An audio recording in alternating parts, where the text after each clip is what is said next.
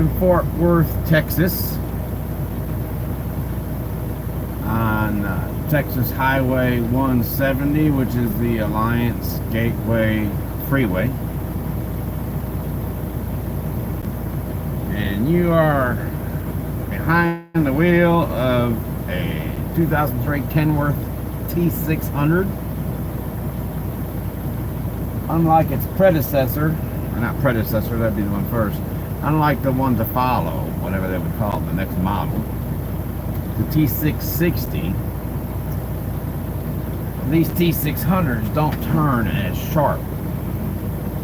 So, no matter how wide you think you need to be, that hisses the air brakes releasing. No matter how wide you think you need to be in the turns, swing wider. Oh. The view is a view. The viewer, yes, even you, sitting behind the wheel. So let's drive.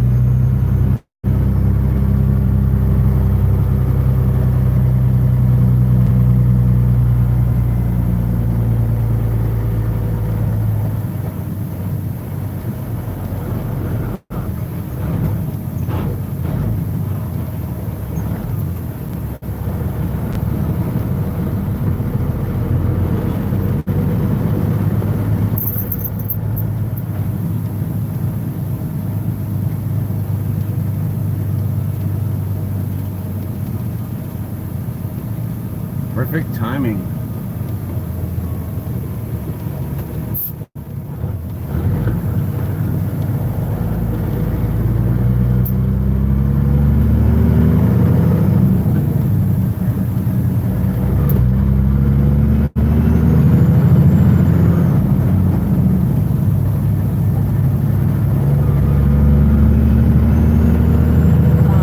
Highway 170, Alliance Gateway Freeway, for 10 miles.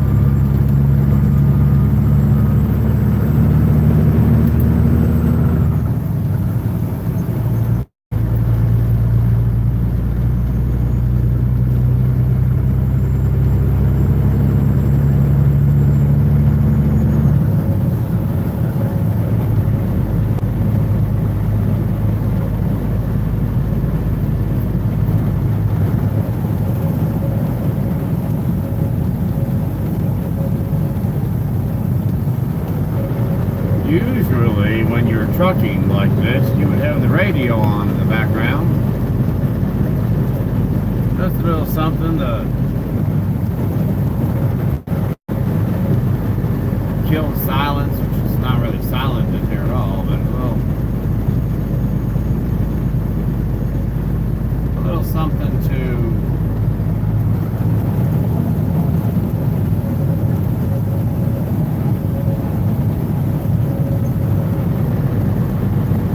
kind of give you a little bit of mood elevation, I suppose, keep you alert.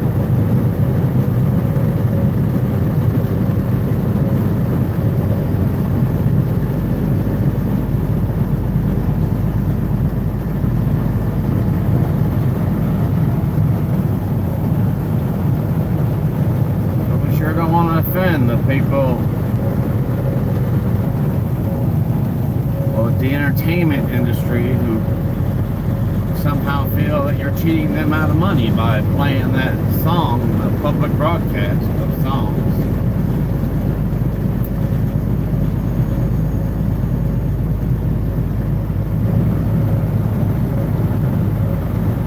So because of that, we won't have any mood elevation music.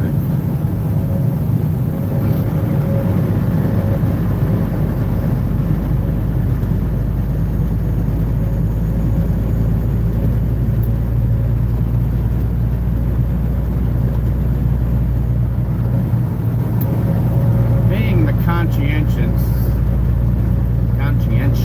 there we go, safe driver that you are definitely using your turn signals with every lane change and entrance to a ramp and merge point and turns and what have you. Some trucks' turn signals are very loud. Newer trucks, in fact, it's an electronic flasher instead of the old, had the little mechanical clicker in it. And now they just beep. But and they're quite loud. This one here, they're so quiet, you barely hear them when the engine is off. You don't hear them at all when the engine is on. But I've been watching you. Yes, you are, in fact, using your turn signals.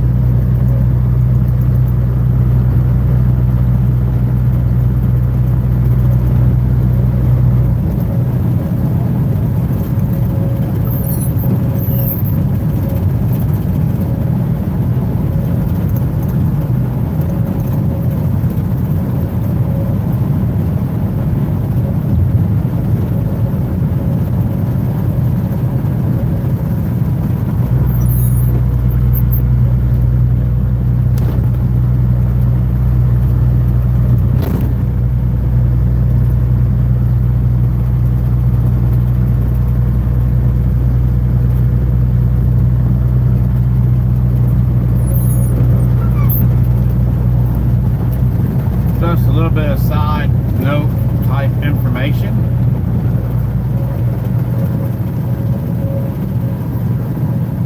We're loaded with 504, exactly, not 505, not 500, not 506, not 503, exactly 504 Chevy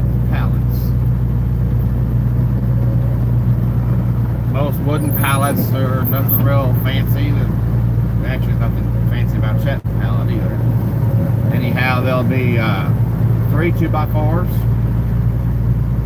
laid out on their edges with 3 and sometimes 4 1x4s, and sometimes I'm not even sure what the dimension would be, but something even thinner than a 1x4.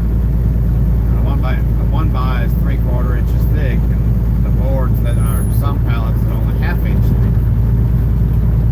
But anyhow, those are the bottom runners that give support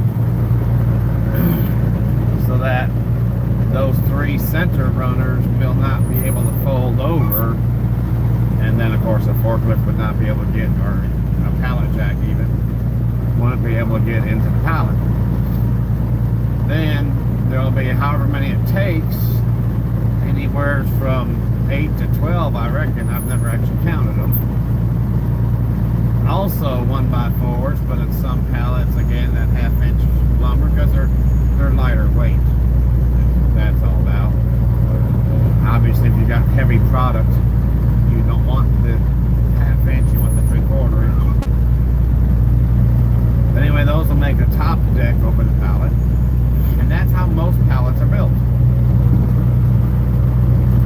A Chet pallet is built differently.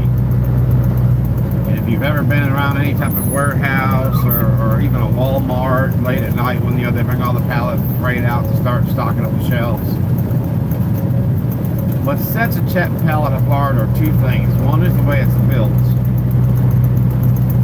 and 2 is they're painted blue. And if you look, somewhere on that pallet in white lettering will be the word Chet, C-H-E-P, actually spray painted on in the form of their logo. Their logo is not just standard block type lettering. But the difference is it'll have 3 1x4s laying flat on the ground instead of those 3 2x4 runners laying on edge. And then on top of those, which technically, I suppose if you're going to build the pallet, you would lay the blocks out first. There are 9 blocks. They look to be maybe 4x6 blocks, maybe 6x6, I don't know. Again, I haven't measured. They look to be about maybe 4x6, all of maybe 4 inches tall. And they're laid out in a square, the shape of the pallet. Those 3 1x4s are laid out across the tops of those. Of course, they'll use a nail gun when building these. And then the top deck boards will be laid out across the top of those 3 1x4s. Then they'll flip it upside down and lay 3 more 1x4s across, which is technically now the bottom, but they're facing the top, and nail those in place, and then run 3 more, and sometimes 4, sometimes even 5, 3 in the center and 1 on each end, for the base, which will also be 1x4s. And that is what makes a Chet pallet different, the way it's built. I don't know that they're any stronger by design. I don't know that they're any lighter. I know that most truckloads of groceries, food products, After are 1/2 mile, keep left, then take the often exit right. stacked and shipped on top of a Chet pallet.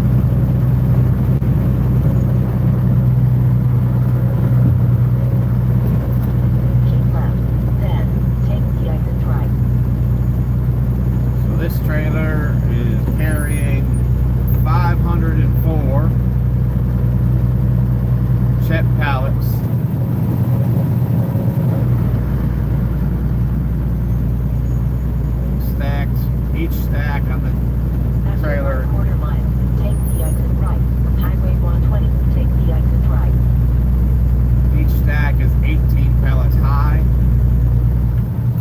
2 stacks wide from the nose of the trailer all the way back to the tail. After 1.2 miles, keep left.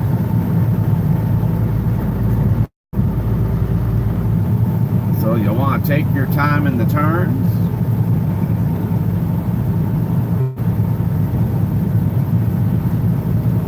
Slow down just a little bit in the curves.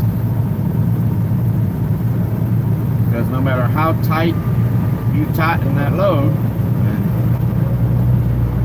I took care of that part for you, trust me. All the straps are tight.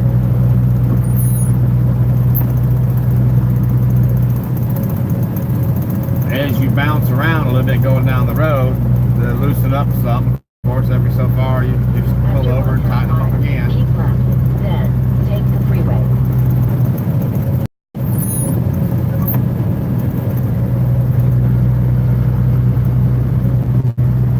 But you can't stop every 5 minutes. You'll never get anywhere. So the law requires you stop within an hour of first loading. Every 3 hours after that. Keep left, then take the freeway.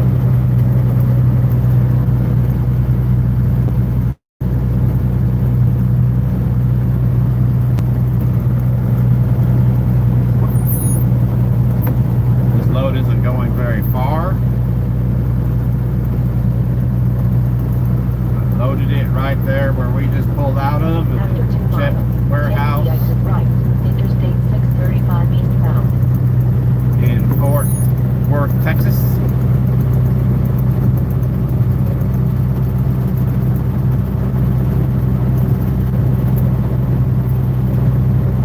And it is going to Tyson Foods, Waldron, Arkansas. I live in Arkansas. In fact, I live about 4 hours northeast of this destination.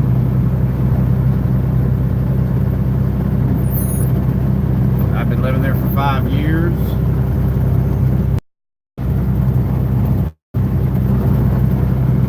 And I can tell you that there is no place else in this country where chickens are housed.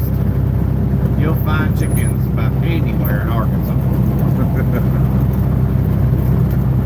Most of those chicken houses will have Tyson's name attached to them.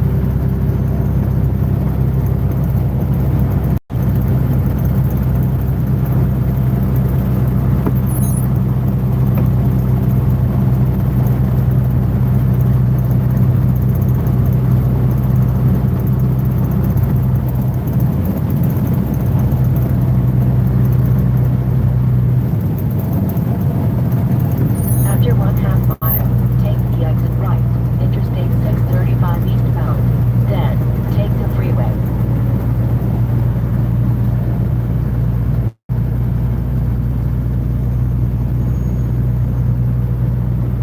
Take the exit right, then take the freeway.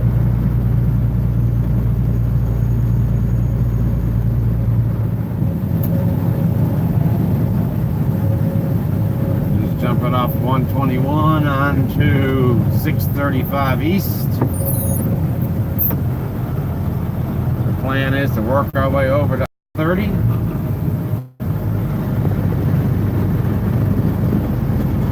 We'll take I-30 all the way up to Texarkana. Texarkana, Texas. Which is right beside Texarkana, Arkansas.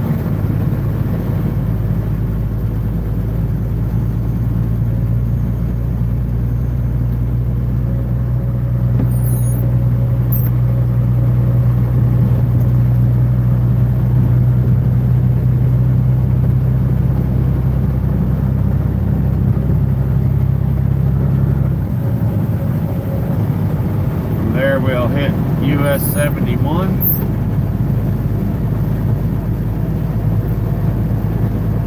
Take that all the way up to Waldron. I'm not exactly certain where this particular Tyson plant is. Based on the geography, I'm going to guess that it's probably right on 71, but I could be wrong. Sharp turn, tall load. Slow it down, please. There you go. Doing fine.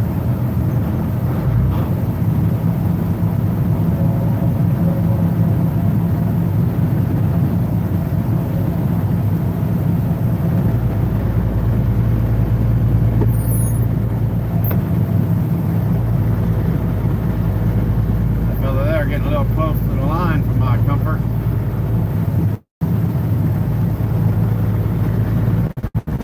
And with this Jersey wall to my right, nowhere to go, I just let him get ahead of me. If I were driving. But since you're driving, you do as you see fit.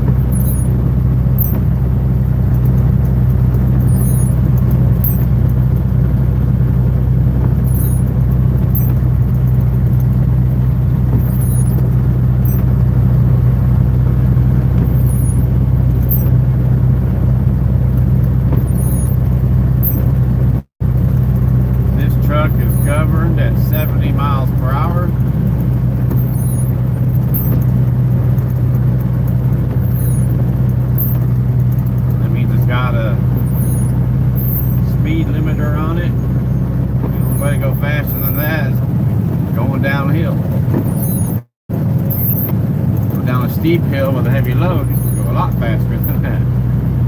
But on flat ground, loaded or empty, doesn't matter.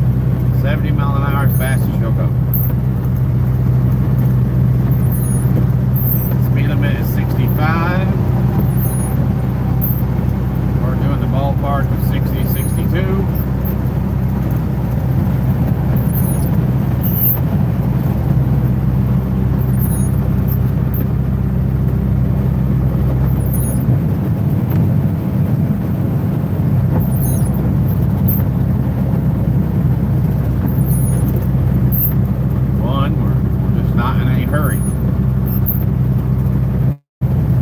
Delivers in 25 hours, 6 a.m. Monday morning. It is now 5 a.m. Central Time, Sunday morning.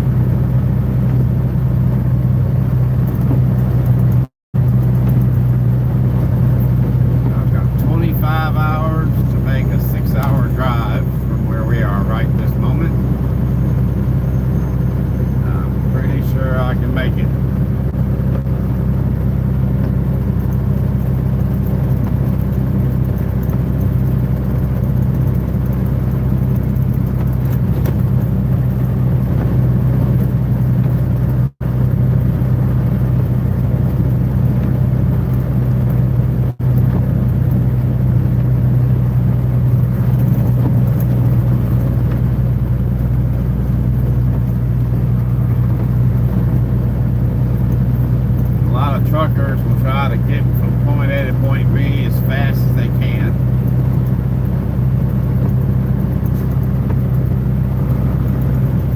especially if that involves stopping over somewhere.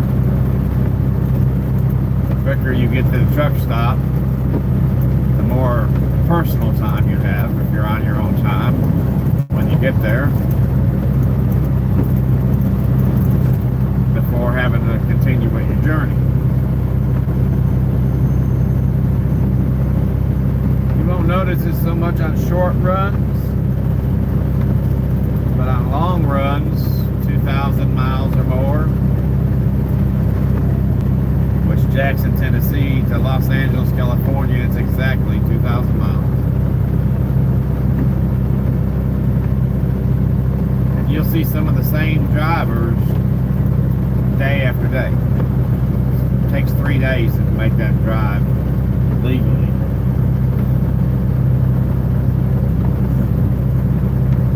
There was a time I was what they call an outlaw trucker, and I made it in 2 days. 2 days and 1 hour, door to door, 49 hours. Can't be done legally.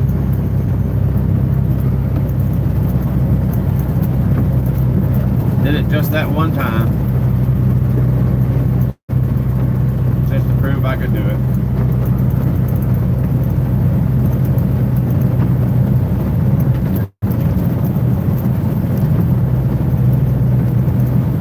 I've never been one for spending a lot of time at truck stops. Now, if you're stuck somewhere, you're on the road all weekend, that's a different story. Not even on the road, you're at the truck stop, you're 2 hours or less from your destination. May as well just stay put, stay right where you're at. Then yeah, just spend 2 days at the truck stop. And usually I get my fuel, get my shower, grab a bite to eat, and go. Most times, there's no time for the shower.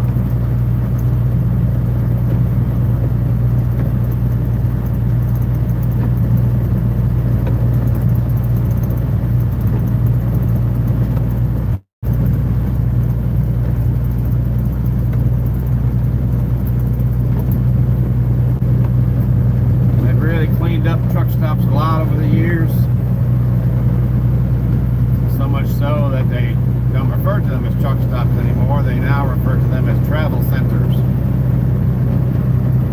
Because RVers buy diesel too.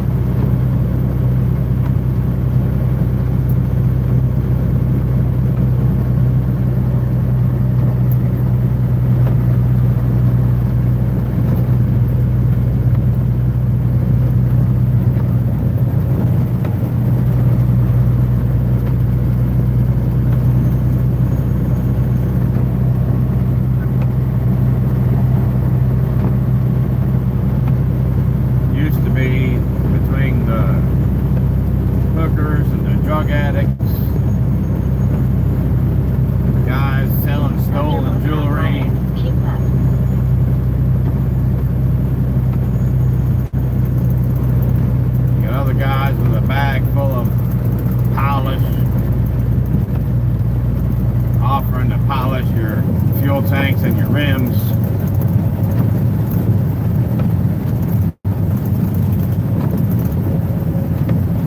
Couldn't get much sleep at the truck stop. There's somebody knocking on the door all night long. Especially in your bigger cities.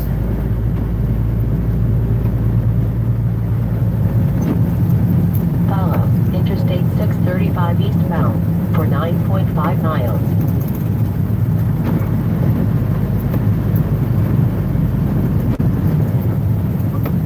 What we got going on there, those are road flares, so that's not construction.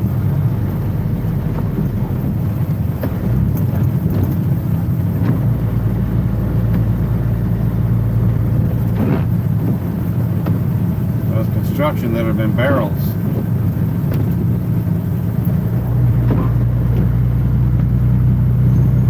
So we get 35E, we'll take it down here to 30 instead.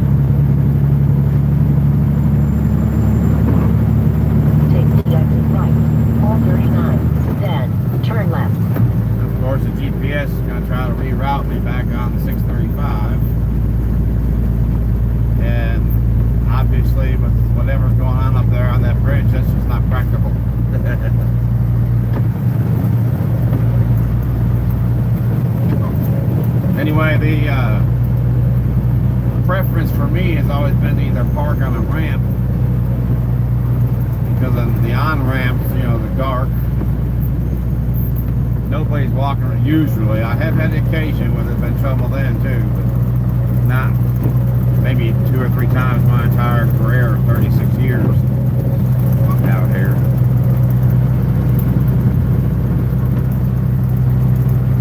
The traffic is just coming off After 1/2 mile, take the exit right. the road, 38 towards Walnut Hill Lane. getting Then entrance turn onto left. the interstate, so therefore they're not really moving that fast.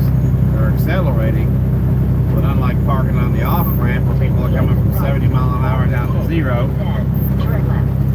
on the on-ramp they're 0 working their way up to 70 mile an hour, which usually by the time they get that kind of speed they're already out on the interstate. The on-ramp is safer than the off-ramp. After 800 feet, turn left towards Walnut Hill Lane. Then turn left. After 1/2 mile, take the exit right, 436 feet, towards Northwest Highway. Then go straight ahead. I'll be North parking there all the way to Boulevard. I-30 before the GPS finally figures out which route I'm taking. Take the exit right, 436 feet. Then go straight ahead. Talk. I'm a talkative SOB, but when I think somebody, or in this case something else, is talkative, that's pretty bad. I mean, if someone who's shy and quiet and bashful, they don't talk very much, if they have that opinion, like, well, yeah, but anybody's talkative to them. But if somebody who is talkative accuses someone or something else of being talkative, that's talkative.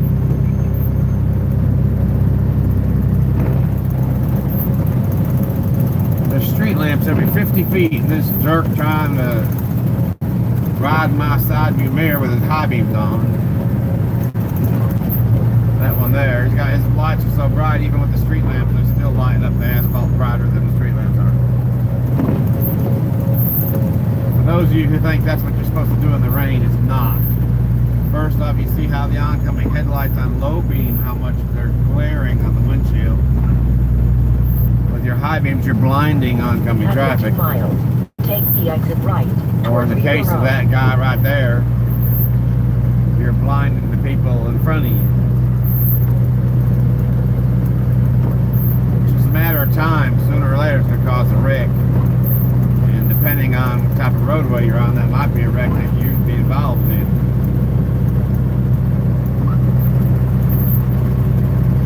Like people on motorcycles, see them all the time, broad daylight with their high beam on. Because they think it helps make it so people can see them better. You ever looked at a really bright light, even on a bright sunny day? And whatever is directly behind and around, say, within 12 inches of that light, on either side, above or below, left or right, whatever it is, you can't see it. Also, even in the bright sunny day, not as much as at night, I'll admit, but even on a bright sunny day, that light is blinding.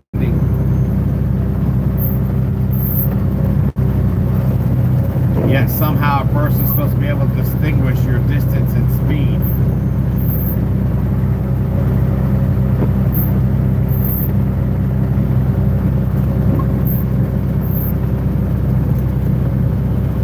After 1/2 mile, take the exit right, 434B, toward Regal Road. Then GPS still turn trying to left. reroute me.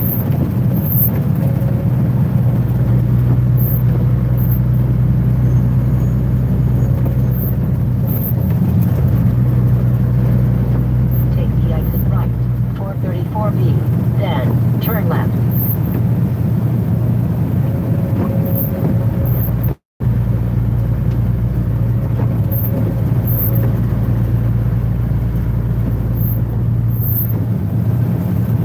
After 700 feet, turn left, Regal Road, then turn left.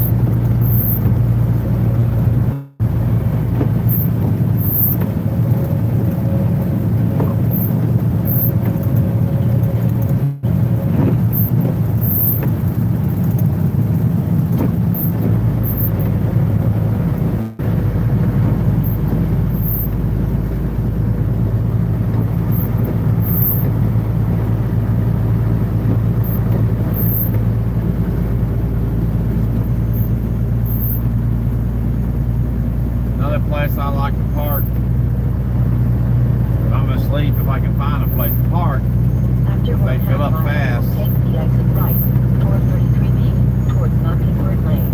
Then turn left. Is rest area. Rest areas are a lot cleaner, especially the actual restrooms.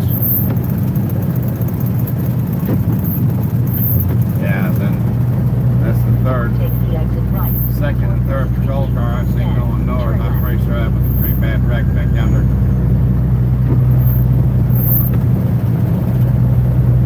After 700 feet, turn left towards Dallas Love Field Airport. Then turn left.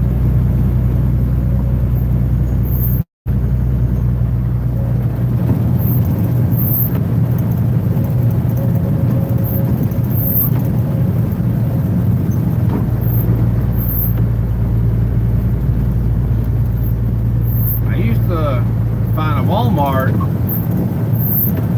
Some Walmarts still let truckers park there. I guess anymore it's a 50-50 chance. Maybe they will, maybe they won't. A lot of them are getting to where they won't let truckers or even RVers park anymore.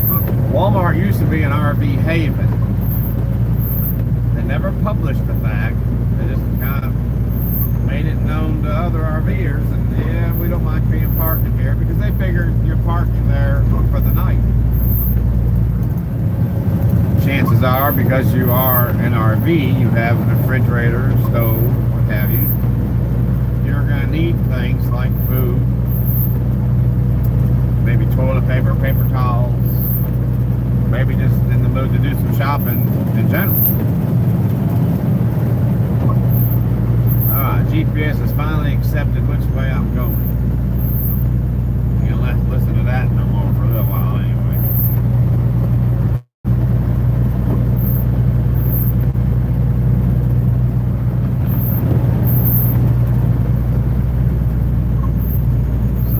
By letting you park there in your RV,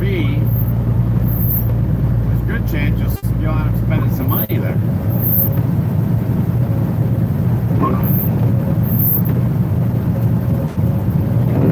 Then the squatters came in.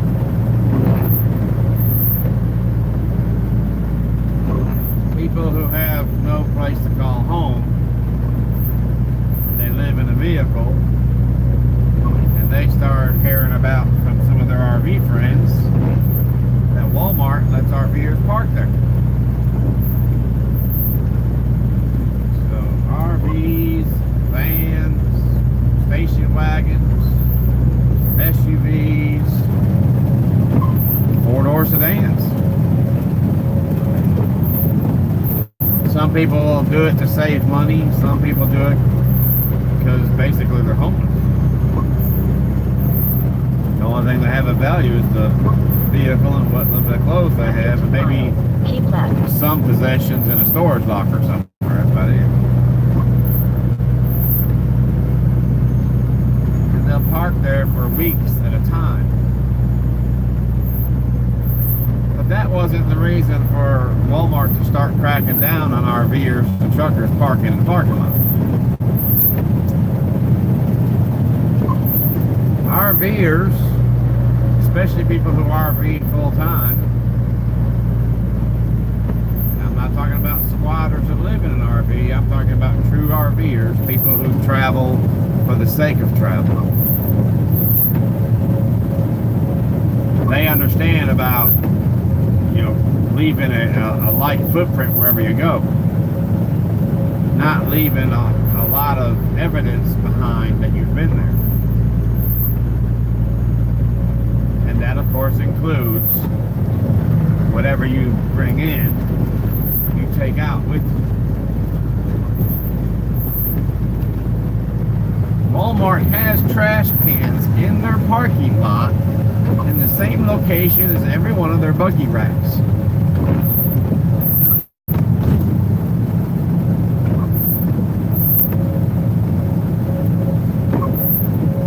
Yet you have people, and it's not just the squatters and RVs, it's truckers also.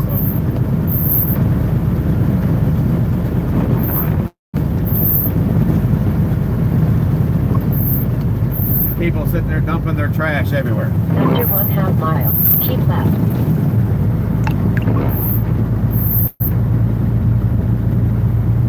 I love the way the city is lit up. Green building there on the left. The ball in front of us. That ball changes color. There it goes now. Starting to change from blue to, Keep left. blue to purple, blue to red, blue to rose, whatever color that's becoming.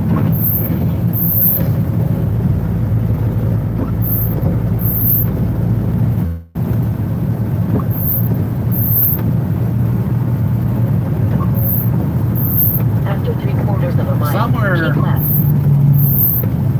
During the last, I don't know, maybe 20 years,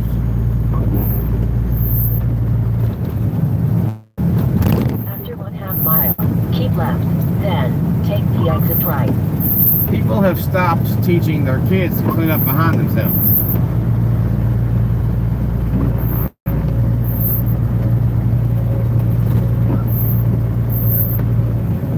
Keep left.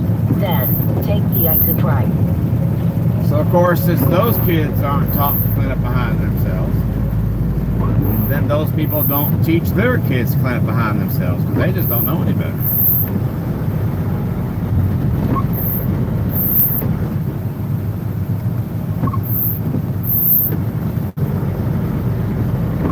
After 700 feet, take the exit right. Interstate 30 eastbound, take the exit right. Then, keep left. 35 After E 1/2 mile, keep left. intersecting Then, with keep Interstate left. 30, so we are literally in the heart of Dallas, Texas.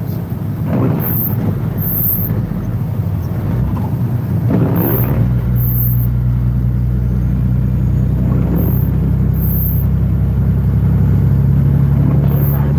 Then, keep left.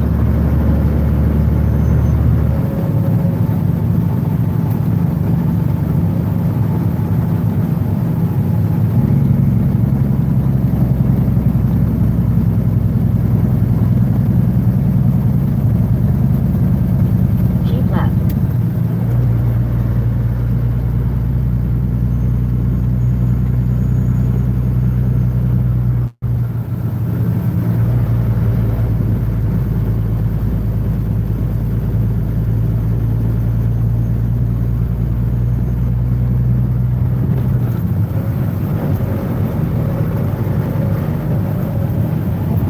So thanks to certain RVers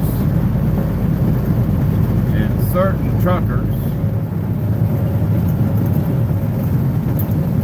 and pretty much most all the squatters, I'd imagine there's some squatters who actually do pick up their trash.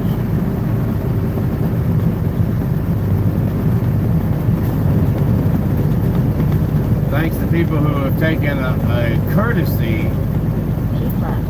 Then, keep left. that Walmart has offered, and After 1/4 mile, keep left.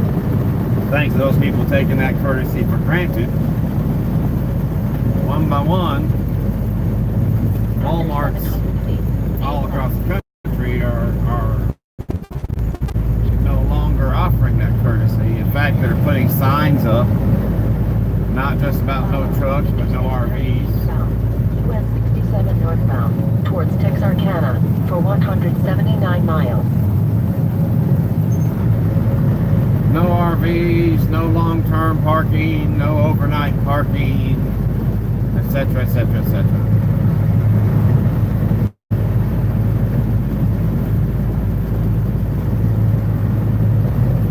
Because what happens is word gets out.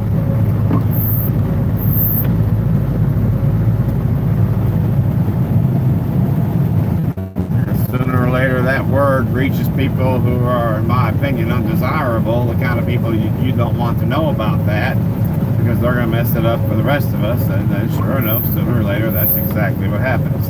Time and time again.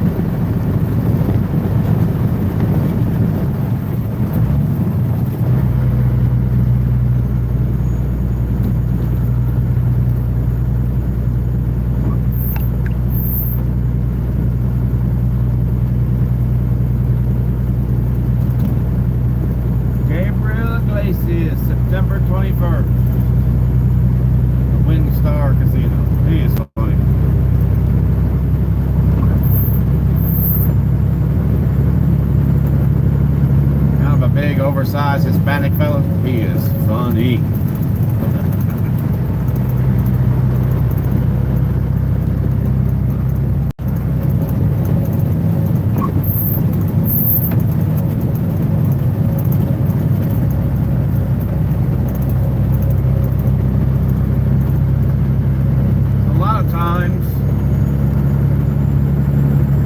I've been doing this a long, long time. I've been trucking a long time.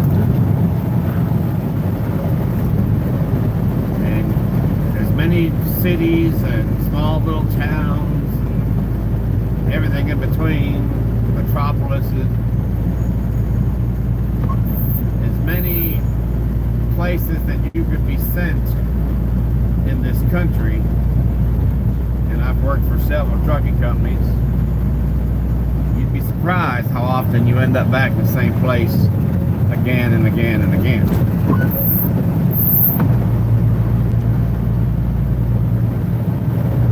Also, I used to be a tow truck driver for a little while, about 4 years, 5 years, something like that, maybe 6. On for a little while. Yeah, about 6 years. And you just after a while start learning how cities are made. Big or small, although no two cities are identical, they all have similarities.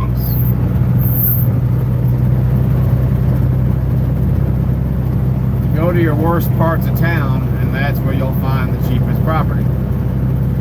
So therefore, a lot of businesses that need a lot of space, either for a parking lot or large warehouse, they'll build in an undesirable part of town just so that it'll save money on the initial cost of purchasing property. So you find in your inner city, your bigger cities, you'll find industrialized areas like that. And outside your bigger cities and in your smaller towns, you'll find industrial parks. And I've learned most industrial parks, even in cities where there's no truck parking on city streets, do allow truck parking in the industrial park because of the fact there's so many trucks waiting to deliver that you got to put them somewhere. There's only so many open docks. You know, some places that are they run 3 shifts. You know, they work 24 hours. Other places they only work 1 shift. But either way, there's only so many dock doors in their warehouse. So if they got a truck at every dock door, there's still more trucks coming in. You just can't tell them just keep on circling like a buzzard till you see a hole open. So they park in the street. I found this to be true even all the way up in Long Island, New York. You can't hardly find any place anywhere around 5 boroughs around New York City that park a big rig. But again, if you go someplace often enough, which I used to go up there almost every week for 2 years, you learn your ins and outs, where you can park and where you can't.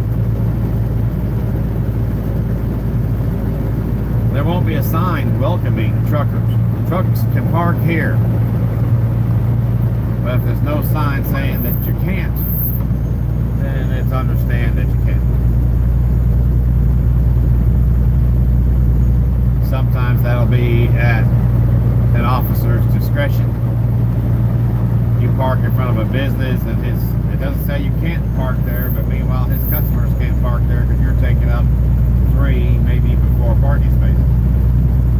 And then yeah, they'll call the cops on you. I've often wondered, you know, at nighttime the meters aren't used. They only use the meters during business hours. 9 to 5, that kind of thing, 7 to 5, whatever. I don't really know what it starts, but during the business day, meters get used. They might get used later than that, because I think in Chicago, I've seen them used all the way up to like 7, 8, 9 p.m. But there's a certain time where the meters no longer get used, and you can park there for free. But I've often wondered, even at night, if you were to go ahead and however many parking spaces you're taking up, park at the curb, wondered if you keep feeding the meters, you know, they run a quarter. I think what it's like a $3 or $4 an hour or something like that, which is a lot of money to pay for $4 an hour for 4 meters. That's $16 an hour. But if you're only going to be there for a couple hours to get a nap, no biggie, right? Of course, it's not like you'll get a receipt, so that's just money you're out. But if you need a place to park, do what you got to do. The problem with inner city parking, and this has happened to me, there's a very good chance when you wake up in the morning there'll be some kind of a gang symbol spray painted on the side of your truck. The truck's sitting there idling. You're inside the truck. They know you're inside the truck, but they also know there's a good chance you're asleep. Spray cans aren't real loud.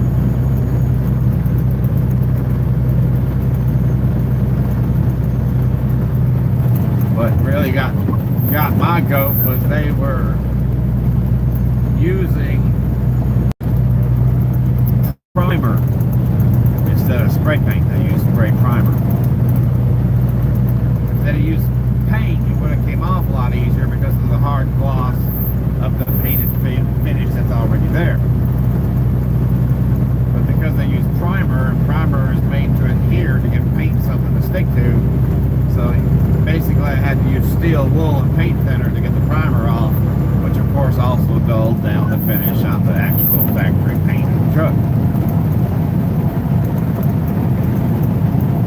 But I've never had an issue, not with the police, not with business owners, not with gangs or troublesome teens, people wandering the streets, whatever. I've never had any kind of trouble in an industrial park.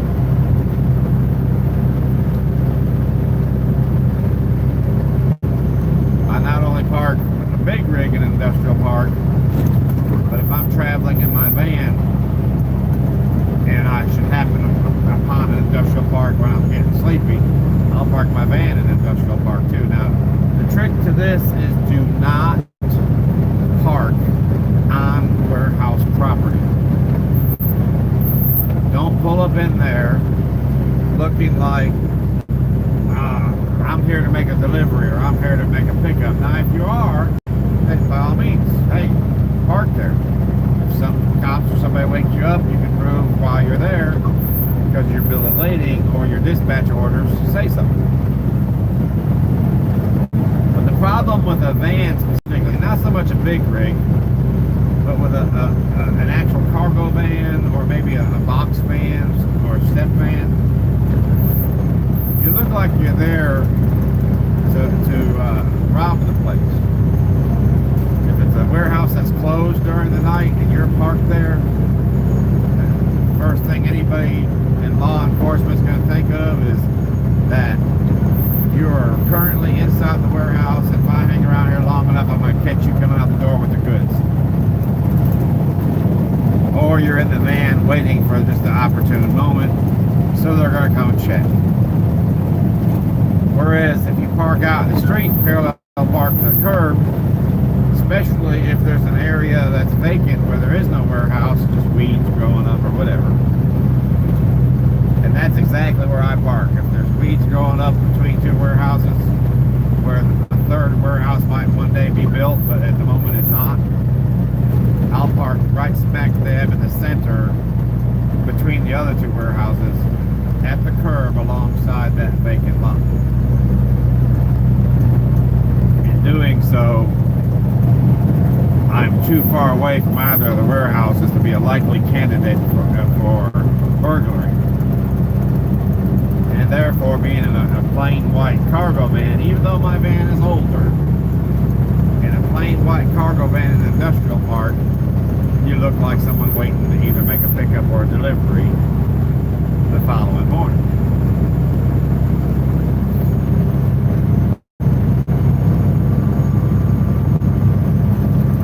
So they've cleaned the truck stops up because RVers, you know, they're traveling with their families, kids and all. If you want those RVers to spend money at your truck stop chain, then you're going to start pestering the police departments in the cities where your truck stop is located to run the undesirables off your parking lot, specifically the hookers and drug addicts, people selling stolen jewelry.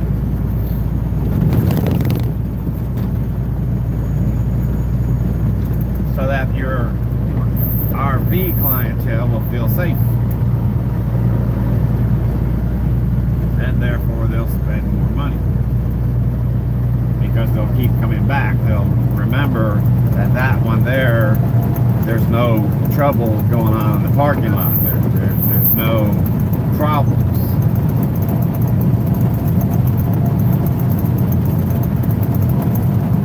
So you might wonder, well, if the truck stops have become cleaned up over the years, then why would you still not want to park there? Well, for one, you still get people coming and going. Every now and then there'll be two truckers that know each other. They'll be out there talking like a couple of women all hours of the night, loudly. If you've ever lived in a trailer park, and the guy in the trailer next door to you falls asleep with his television on, and he's apparently half deaf because he got it on quite loud.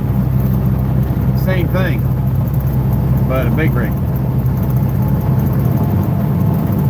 Not as bad certain times of the year when it's really cold or really hot. Y'all got your engine running to keep the air conditioner and heat going.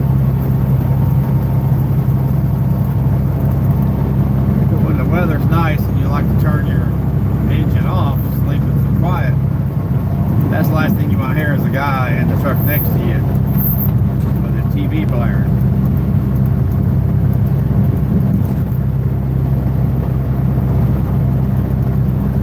There are some truck stops I don't mind parking in. But another problem is people who just don't know how to park. You run the risk of getting woke up with some guy tearing your hood off while he's trying to get in or out of the parking space next to you.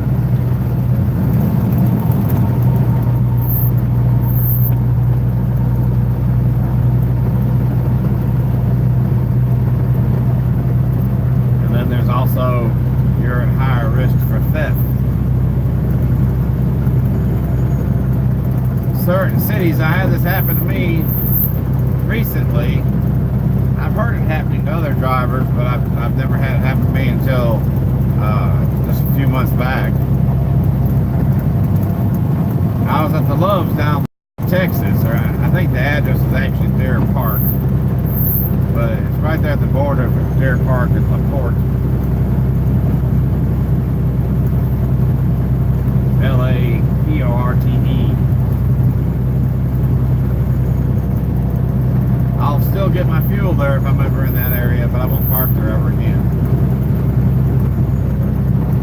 People drive around the parking lot and look to see what certain truckers have on, especially flatbeds, what they have on their deck. Or if you're bobtail, whether you might have tarps, chains, binders, if you pull vans, load blocks, whatever you might have on the back of your tractor.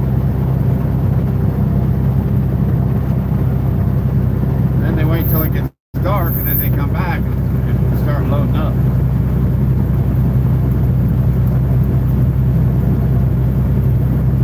I was asleep and I felt a little bump and I thought it was someone parking behind me. They were backing in the parking space, the back of their trailer bumping the back of mine, so I didn't think nothing of it. Then all of a sudden I felt another one. That one was much stronger, and I thought, really? How difficult is it to park?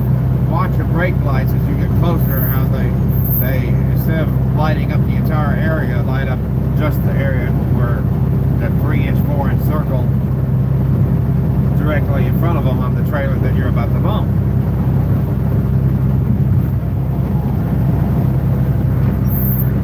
I got up to look in my mirror and I seen a guy with it was either a Nissan Altima or a Chevy Impala with that large round tail light.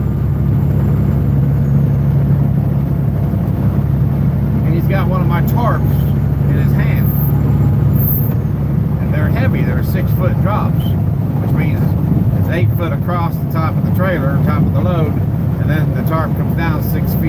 side.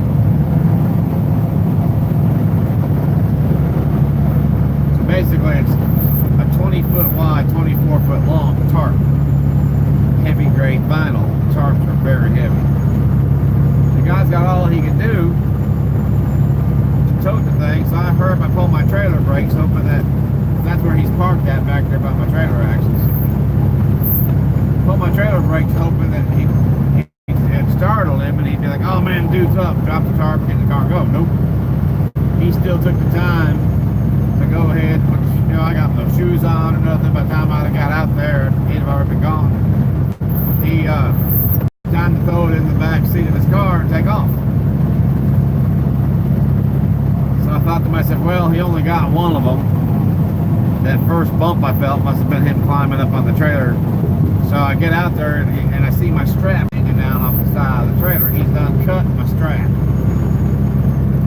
4-inch strap, and sliced it with a knife. And I get out there, and the other tarp's gone too. That's what the bump was. The bump was him actually having gotten off of the first tarp already.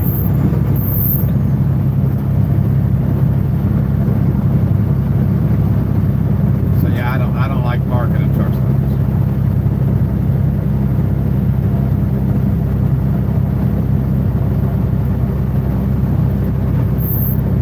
A lot of times, by the time I get loaded, there's no parking anyway. You get loaded somewhere, you drive down the road a little ways, get to a truck stop, and the truck stop's full. No truck parking available.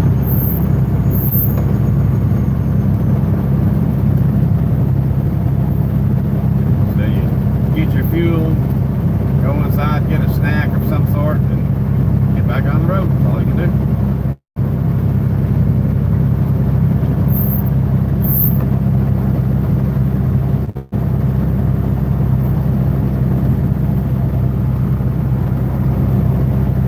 Some drivers, they'll park 2, 3, 4 wide at the curb, or if there's only one row of truck parking down the center instead of 2 back to back, only one row, and there happens to be a mess of trucks that are all facing in one direction, and they'll come up behind those trucks and park crossways in the aisle. And then sure enough, one or 2 others do that. Well, now they're parked so deep into the aisle, 3 abreast, that the people who are in the other parking space in the next aisle can't get out.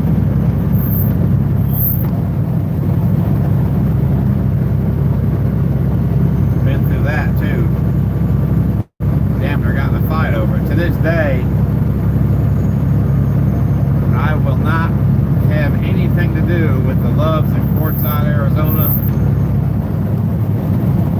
or New Mexico, wherever Quartzsite's at. I will not fuel at the Loves in Quartzsite, and I will not fuel at the Loves in Jackson, Tennessee, unless I've just absolutely got no other option available.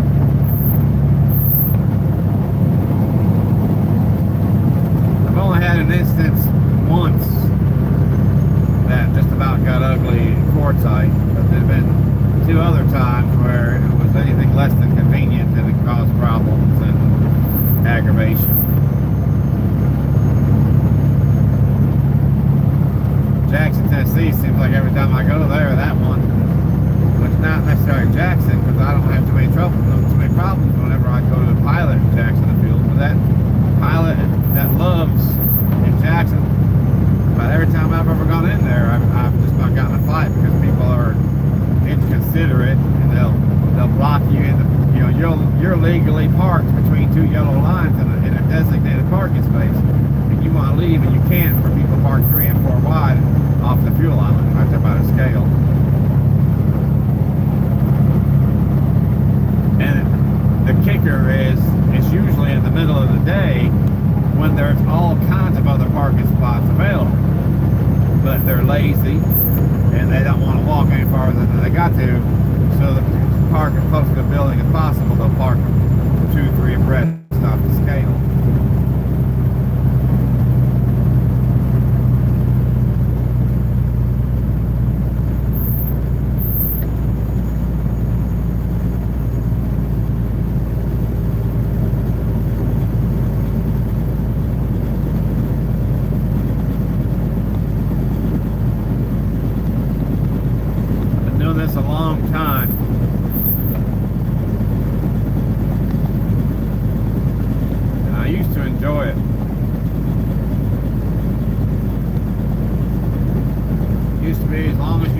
truck stop before 7 p.m., you'd be able to find a place to park. Now, it's 4 p.m. And then some truck stops in your bigger cities, like here in Dallas, you try to find a place to park almost any time of day. Good luck.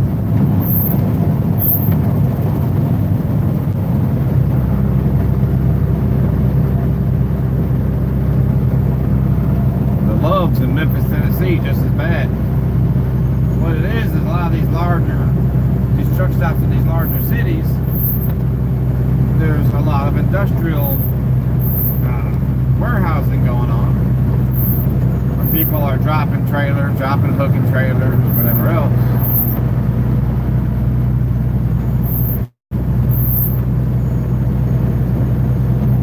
So what they do is they actually make more spots available for bobtail trucks than they do for truck and trailers.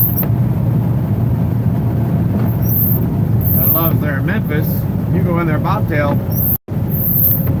I've been in the bobtail, find parking space sometimes even late night. We're in Rockwall, Texas, by the way. About to pull into the TA there, do my load check. Grab a snack while I'm here. Well, not a snack, but something decent to eat. I've been living off of junk food for however many days now. Oh, that's right, you can't go in that way no more. They want you to go all the way around the other side. I got hurt the other night loading. East Interstate 30. Friday night. Spent all day yesterday laying in the bunk. Exception whenever I'd get up to walk Miss Shelby, my dog.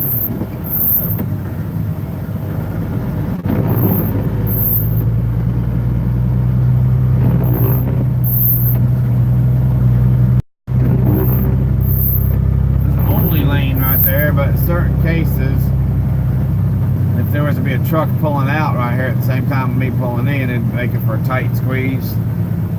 Of course, I'm keeping an eye on my mirrors, but there's nobody beside me. But just in case, I want to put myself in a position where I can easily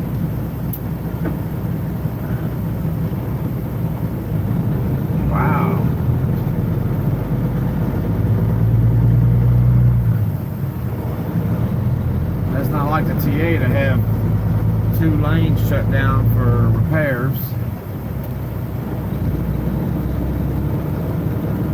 That works for me because that means at the moment, this time of night, there won't be anybody here. It's Sunday. It won't be until late today or else Monday morning before they actually fix the pump. So instead of blocking the fuel lane while I do my load check and go grab a bite to eat. So like these 2 guys right in front of me, that is not designated parking. But they're going to park there anyway because it's late. Whenever they came in here, they needed a place to park. Sometimes it'll be early and they'll park there. Even though there will be parking spots available. It's a whole different breed of people in society anymore. People say, well, these truckers are slobs, or these truckers are this, or these truckers are that. No, it's not a problem with truckers, it's a problem with people. Truckers are just people who chose to become truckers.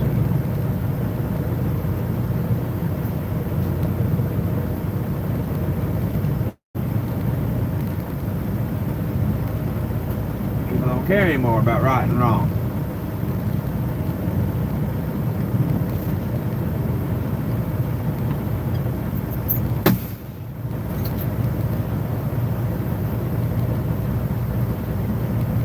Common sense and whatever else, they just don't care.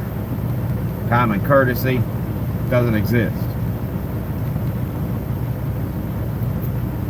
Well, it's some mighty fine driving you done there, Pilgrim.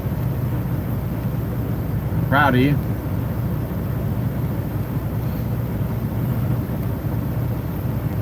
So, I'm not sure what you're going to do, but I'm going to go inside and get something to eat. We've come from the west side of Fort Worth to the east side of Dallas. Rockwall's just outside of Dallas. Right across that reservoir there. And it's taken us just a little over an hour to do it. And taking our time. If you're in a hurry this time of night, you can probably do it in every bit of 50 minutes. 50, 55 anyway. Anyhow, y'all have a really good morning when you get to it. Good day, good evening, whenever you might watch this at a later time or date. Be safe out there. And whether you're driving a car, van, station wagon, bus, truck, be careful. You gotta watch out for the others, because nowadays most folks are distracted. They're not watching for you, regardless of what you drive. You got people who don't belong behind the wheel of a car. Some of those same people somehow managed to pass the driving tests and are now driving an 18-wheel truck. They don't belong in it either.